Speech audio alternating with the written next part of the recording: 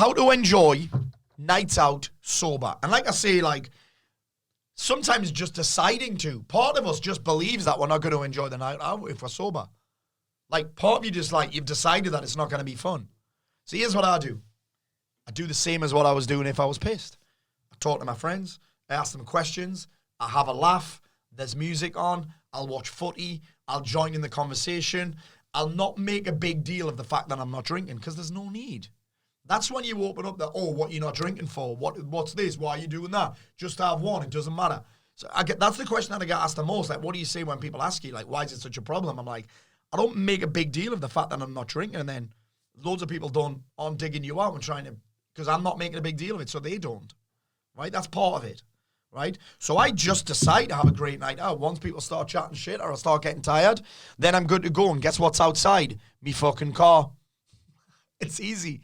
It's easy. So the reality of that is just fucking decide. I'm going to have fun here. Think about it. If I need a drink to have fun on that night out, is it really a fun night out? Or am I just drunk? Think about that for a second. I remember someone saying to me years ago this, like, Paul, we're doing this thing that I call the happiness buffet. Like, making a list of all the things where you feel happy doing them. They're like, well, one of the things, Paul, it feels a bit weird because I've wrote down drinking. I'm like, well, you're not happy though, are you? You're drunk.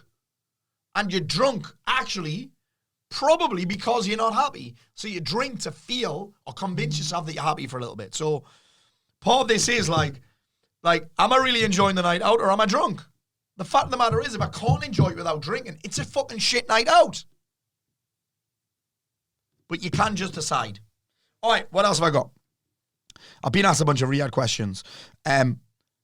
I would love to hear how you've navigated that, so the boozing thing, from the start to where you're at today. So I've kind of covered that, but navigating it for me is about actually using, it's going to sound weird, but like having a plan and a strategy. Like having a plan and a strategy. What have I got coming up?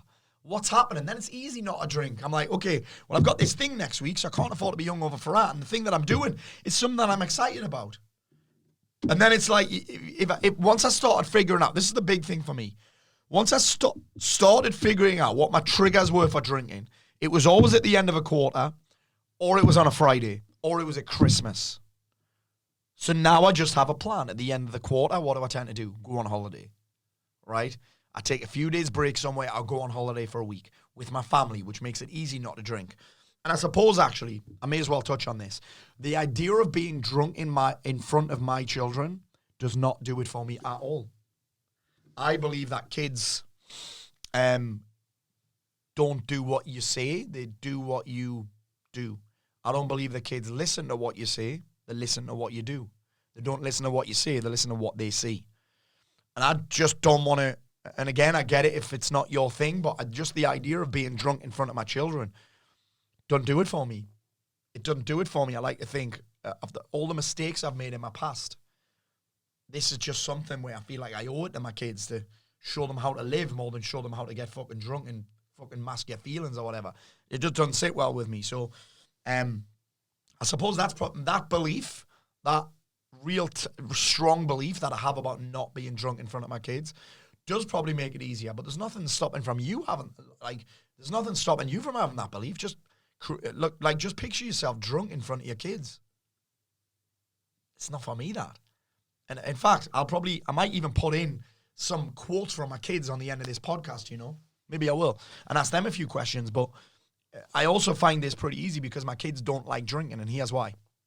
And again, they're 12 and 10. They've seen so many men in particular acting like dicks when they're drunk that I think they've been put off by it, and they don't want to see me acting like that. They've seen fucking women pissing in the middle of the street, grown women my age, pissing in the middle of the street because they're drunk, unable to stand up because they're drunk.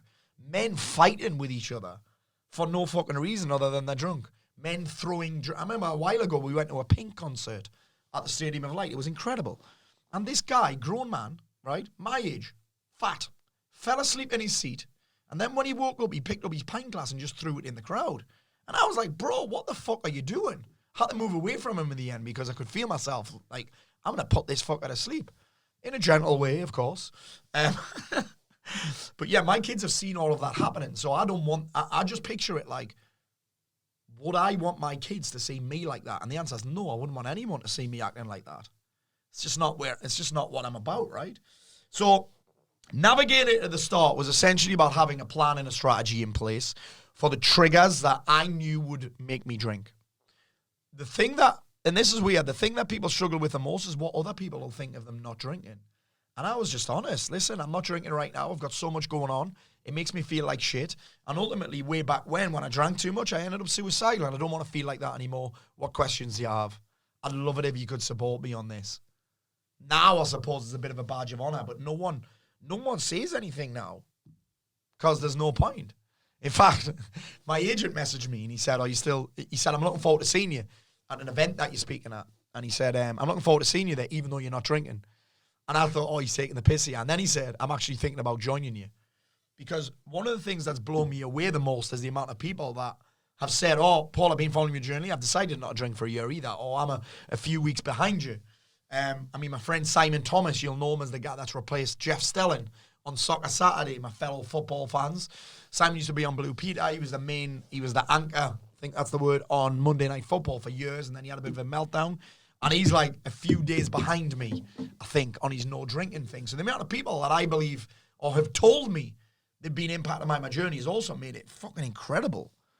But yeah, hopefully that helps. So where I am today is, I don't really think about it too much. I've kind of implemented the things that I've shared with you, the actual commitment to it. So after a year, I was like, that's when probably my temptations was one of the biggest. Shall I get fucked up? And then I was like, I'm a year in. It's Christmas Eve tomorrow. I'm flying to Thailand on Boxing Day. Well, why would I want to be drunk and feel hungover for that? I'm just, fuck it. And I decided to do another year. Will I ever drink again? I don't know. Right now, I can't see it, but again, I've made the commitment for a year. I'll reassess it again in a year. That's why it feels easy, I think, because I've got that number that I'm aiming for. I've got that number that I'm going after. So yeah, that little assessment that I did into where I am now, again, don't think about it. The strategies of having a full life, the strategy of committing to it, the strategy of replacing the habit, the question of, is the juice really worth the squeeze? Those things are just kind of flowing for me right now. So it's weird that the less I think about it, the easier it gets. Isn't that interesting? I think that about a lot of things. Like, I remember learning about anxiety way back when, and I might drop a podcast on this soon for you guys, but I remember learning about anxiety back in the day. Like, stop reading about anxiety. Stop thinking about anxiety. Stop talking about it. Stop fucking Googling it. Leave all the support groups. Why? Because you're constantly reminded of something that you're trying to forget. Think about that for a second, right? Think about that with booze. And I like these support groups. I think they're powerful. But there's a lot of time where I'm like, the more I think about it, the more I talk about it, the more I read about it, the more I write about it, the more groups I'm in, the more Googling about it, the more I read. All of that stuff. I'm trying to fucking forget it. It's really interesting, that, isn't it? So that's maybe something for you worth looking at.